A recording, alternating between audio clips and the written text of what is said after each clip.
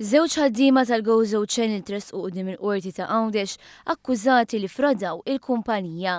Dan fi skema li permezz tagħha bjaw biljetti li kienu diġà użati. Jirriżulta li kien il-Ministeru ta' Għawdex li irrapporta l-każ l-awtoritajiet kompetenti wara li rċieva rapport dwar l-allegat abbuż.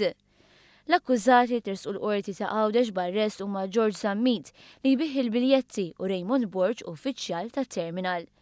Meta tresqu quddiem il-Maġistrat Paul Koppini mill-Ispettur Frank Anthony Tabone, it-tnejn li huma wieġbu mhux ħatja.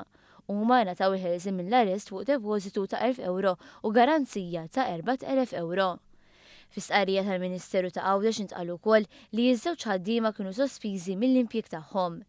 Intqal li l-Ministeru għal Għawdex mhux ser jitollera l-ebda abbuż fl-istess kumpanija u li l-passi immedjati li tieħdu fuq dan il-każ huma xhieda tal-mod serju kif il-Gvern jaġixxi quddiem rapporti ta' abbuż.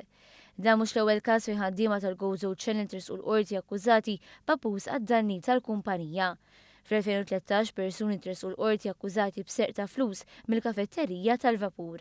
Dan f'każ se kien imur lura għall-2007.